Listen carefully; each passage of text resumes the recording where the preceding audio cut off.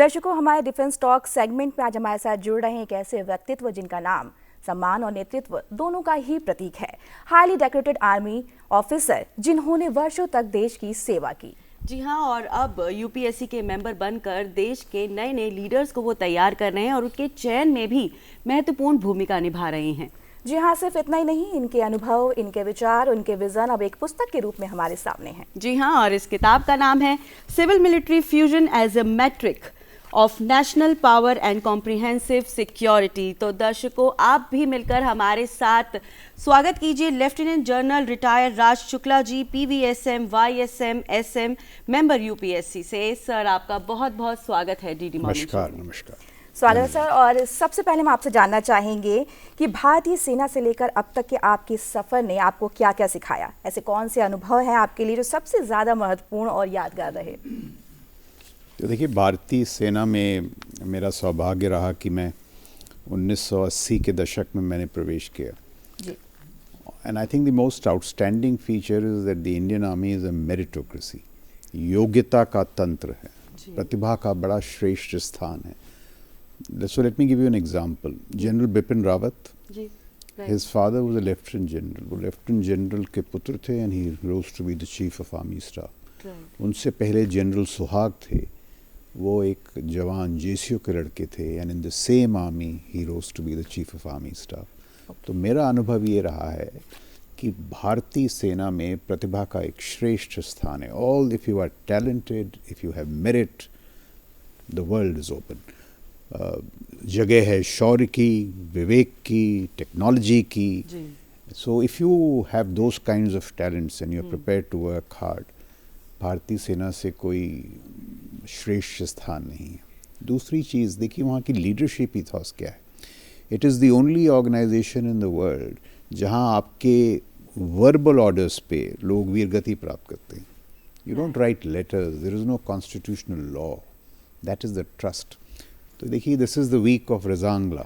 18 नवंबर को 62 में जब हमारी बहुत बड़ी हार हुई, रजांगला पास पर एक कंपनी थी 13 कुमाऊं की, चार्ली कंपनी। एक पिक्चर रिलीज़ हुई है 120 बहादुर।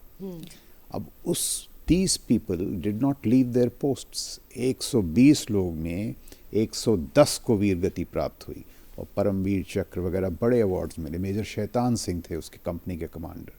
वो अपने जवानों को कहते क्या हैं? वो कहते हैं कि देखिए, ये भारत माता की भूमि है, इसको हम नहीं छोड़ेंगे। बिल्कुल। अगर आपने पीठ की तो मैं आपको गोलियों से भून दूंगा, पर अगर मैंने पीठ की तो आप मेरे को गोलियों से भून दें। And he died there. फरवरी 63 में जब वहाँ एक पेट्रोल गई तो लोगों के बर्फ़ से वो डूबे हुए थे, बर्फ़ से दे वर कवर्ड, और हाथों में उनकी राइफल्स थी। They never left that post. हमारी बहुत जगह हार हुई उस युद्ध में, but Rezang La people embraced death and in doing so they embraced victory. ये जो इथॉस है आपको कहाँ मिलेगा? बिल्कुल। तो if you are meritocratic, you are talented, you believe in these things, there is no better place than the Indian Army. Very true, sir. Very true. Sir, after so much of experience in army, आपने ये जो book लिखी है civil military. एक मैं छोटी सी बात और कर दूं। बिल्कुल बिल्कुल। मेरा सौभाग्य रहा है, from the army I came to the UPSC. It is again a very meritocratic place. देखिए, my father was in the air force. World war 2 के समय वो मेरे को बताते थे कि he passed the examination to get into the air force और व्हाटएवर द टेस्ट वर, पर उस समय he was asked to go back और लखनऊ से सिफारिश लेने को कहा। So somebody prominent in the city, despite your getting through, had to come with a सिफारिश। अब आप देखिए, UPSC is a fairness, meritocratic, equity, कोई सिफारिश की जरूरत नहीं है। So this is what, you know, the Indian Army was a meritocracy. UPSC is a foremost meritocracy. If you are talented and you are good, किसी सिफारिश की जरूरत नहीं है। True, very true. अब बात करते हैं आपकी किताब के बारे में। आपने जो किताब लिखी है civil military fusion is a metric of national power and comprehensive security, इस बुक को लिखने का थॉट कैसे आया आपको? देखिए, अब मेरा एक छोटा सा गांव है भद्रवास करके, फतेहपुर, कानपुर जिले में। तो वहाँ जब मैं जाता था, एक अभी तक मेरे को याद है, एक सज्जन थे Devi Narayan Mishra. He was not formally educated, but उनको रामायण, महाभारत, इन टेक्स्ट का बड़ा ज्ञान था। उन्होंने, उनसे मैंने पहली बार ये सुना, एक शब्दावली थी, सरस्वती, लक्ष्मी और दुर्गा का मिश्रण. So when I asked my father कि ये है क्या, उन्होंने मेरे को ऐसे समझाया. He said our grand civilizational design metaphor was कि you create these universities, Academy of Excellence, Nalanda, Allahabad University, Saraswati. इस सरस्वती से you will produce technology and talent, प्रतिभा और तकनीकीकरण. Technology and talent will create Lakshmi, ji. wealth. Yes. और उस wealth से आप कुछ हिस्सा उठाएं and you use it to nurse your instruments of force, a powerful army. तो देखिए what a wonderful concept. Saraswati, Lakshmi और दुर्गा का मिश्रण, ताकि देश जो है तरक्की कर सके, it becomes powerful, it is respected. See what the Americans do. They have a similar system. दुनिया भर से talent लेते हैं to their universities. Those universities create technology. Yes. It has a 800 based military global power which underwrites the dollar. तो ये तो एक concept था. और जब मैंने प्रवेश किया इंडियन आर्मी में, I saw all kinds of silos, civil, military, private sector, government, ये उससे बात ना करे, ये उससे बात ना करे. And then I started studying some examples. देखिए China, president Xi says why build walls of granite between cylinders of excellence. Look at the thought. And they have many projects going जिसके बारे में हम बात करेंगे. The Americans also do it. तो मैंने कहा हमारे यहाँ why should there be these silos?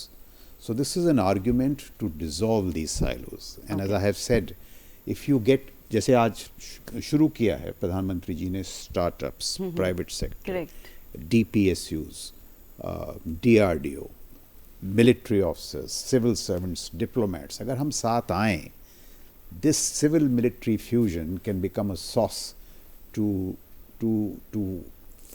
resource India's rise, fortify India's rise. ये जो हमारा जो सफ़र है विकसित भारत का, it is very important that it be secured. Correct. Very so true. Civil military fusion will be that source. So I am saying, if all of us come together, it is a metric of national power and comprehensive security. देखिए आत्मनिर्भरता and defence की बड़ी बात होती है. What is different this time? इस बार हमने कहा है कि भाई हमारा जो पुराना आत्मनिर्भरता एंड डिफेंस का जो हमारा तंत्र था, it was based on DPSUs, DRDO, सरकारी. Now we are saying why not private sector? Correct. HAL, Airbus, भारतीय स्टार्टअप्स हैं, थर्ड आईटेक वगैरह, आप उनको कभी बुलाएं, उनमें इतनी प्रतिभा है that they have got orders from US Space Command. बिल्कुल सर. So तो यहाँ पे एक सवाल और आपका बनता है आपकी किताब से कि आप कहते हैं कि किसी देश की ताकत सिर्फ सेना नहीं बल्कि सिविल मिलिट्री फ्यूजन से बनती है, तो इसे इतना ज़रूरी क्यों मानते हैं आप? देखिए आज आप यूक्रेन ले लें जी, या मैं आपसे एक सवाल पूछता हूँ.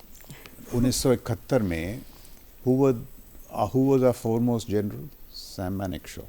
अगर मैं 1965 युद्ध की बात करें तो आप कहेंगी हरबख्श सिंह. यूक्रेन में जनरल्स के एक नाम बता दीजिए आप, क्योंकि यूक्रेन के जनरल्स हैं Elon Musk, Alex Karp, Palmer Luckey. Technology इस हद तक बढ़ चुकी है दैट सिर्फ शौर्य से काम नहीं चलेगा. You need very high technology, AI, quantum, space. Sindoor में आप देखिए रफाल तो थे, बट बिना EW, स्पेस, साइबर के वो रफाल कुछ नहीं कर सकते. सो the way things are moving, you need today all kinds of talent. Israel की जो एयरफोर्स है उसको शक्ति मिलती है उनकी यूनिट 8200, 9300 से, which are young technology geeks from colleges. वो लाते हैं AI वगैरह. देखिए मैं आपको एक देता हूँ, I'll give you a data piece. कहा जाता है टेस्ला टुडे उसकी जो AI है is better than the best American fighter aircraft. तो प्राइवेट सेक्टर की जो टेक्नोलॉजी है मिलिट्री से आगे निकल रही है. स्नैपचैट जो आपका सोशल मीडिया ऐप है, उसका computer vision is more powerful than American sensors. So the center of excellence is going to private sector and startups because they are agile. तो सिविल मिलिट्री फ्यूजन कॉन्सेप्ट में वही है कि भाई जो जहाँ से भी आपको प्रतिभा मिले, talent from any place. Now see, it goes beyond civil military definition. It is actually talent, pratibha, attributes. Correct. So that civil military fusion is a winning strategy. It prioritizes talent over mediocrity, outcomes over processes. So we can say that कि जिन देशों ने भी remarkable progress achieve की है, तो क्या उनमें सिविल मिलिट्री के बीच बेटर जो कोऑर्डिनेशन है वो एक मेजर रोल प्ले करता है? बिल्कुल, कोऑर्डिनेशन नहीं, फ्यूजन, yeah. और देखिए मैं आपसे क्या कह रहा हूँ, विडम्बना क्या है? द कॉन्सेप्ट हमने ओरिजिनेट किया, जी। सरस्वती, लक्ष्मी, दुर्गा, और महारत चीन और यूएसए प्राप्त कर रहे हैं. So why not? This is the time to tap this concept, and if you play it out in India, not only विकसित will be विकसित प्लस, will be सोने की चिड़िया. प्लस बिल्कुल सर. तो यहाँ पे एक सवाल ऐसे बनता है, भारत जैसे बड़े देश में अगर हम ऑफिसर, सेना, वैज्ञानिक, विशेषज्ञ सबका एक साथ काम करना कितना जरूरी मानते हैं? बहुत जरूरी है, आवश्यक है. देखिए टुडे इंडिया, हमारी चैलेंज क्या है? हम ये अमृत काल में विकसित भारत की ओर बढ़ेंगे, आप देखेंगे कि our rise will be undermined by friends, neighbors, partners, because now we are in the big league. So हमारे सामने इतनी चुनौतियां हैं. अगर हम जितने हमारे टैलेंट है उसको हम अगर एकत्रित करें, if we fuse it, our journey will be that much simpler. It is absolute common sense. तो मैं आपको एक मिसाल देता हूँ. 2003 से 2007 के दौर में जी, America was a lone super power. Correct. So जो ये इमर्जिंग टेक्नोलॉजी हैं, एआई, क्वांटम, रोबोटिक्स वगैरह, 65 ऐसी टेक्नोलॉजीज में 60 में America was in the lead. Nobody was a close second. फिर चाइना ने किया 1000 talents plan.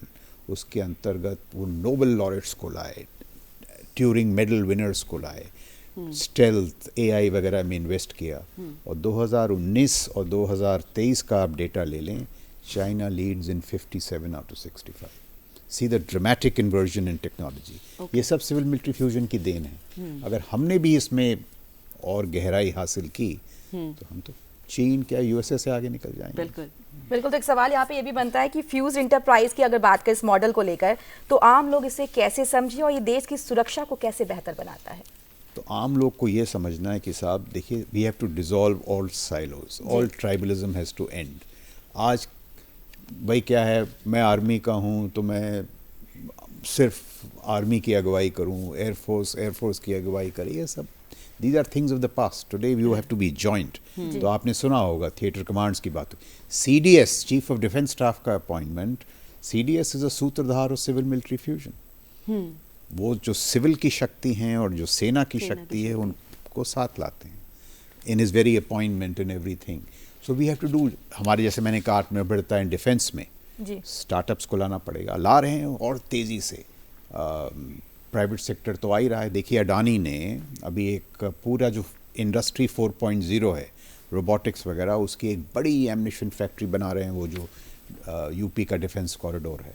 It is modern, R&D पे बेस्ड है, स्मॉल आर्म्स, मिसाइल्स, म्यूनिशन सब साथ हैं.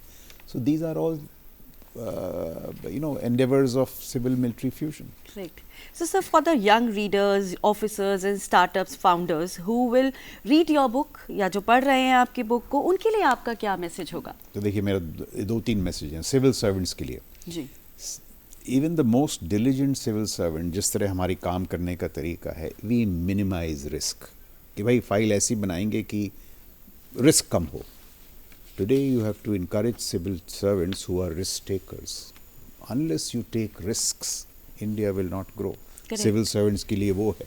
Startups के लिए there are unfolding opportunities in national security. आप देखिए स्पेस ले लीजिए, LEO, low earth orbit, GEO, they are national security attributes, but each is a business layer.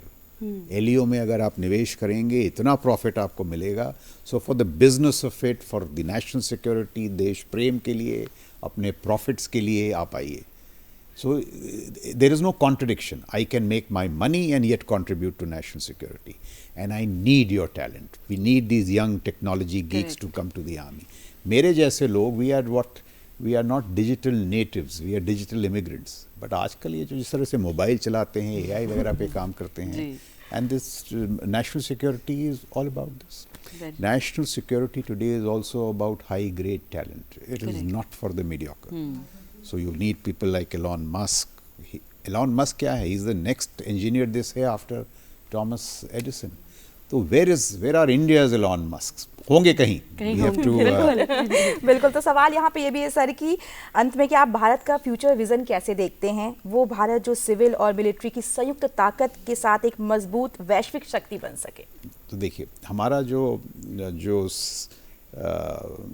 शक्ति संतुलन है चीन के साथ, जी। उसका आप अगर सैन्य विभाग ले लें, जो the military component, it is $450 billion. तो एक तो पैसे का खेल है, but civil military fusion is all about cultural change, structural change, it is budget agnostic. पैसे से उसका कोई ताल्लुक नहीं है। तो अगर हम ये चेंजेस कर लें, ये जो हमारी जो लैग है चाइना के साथ, ये कितना कम हो जाए, और जो हमारी, जैसे मैंने कहा, जो विकसित भारत की का जो सफ़र है वो आसान हो जाए। So I will reiterate, civil military fusion is a civilizational concept. हमने उस सोच को पैदा किया, समय आ गया उसको लागू करने के लिए।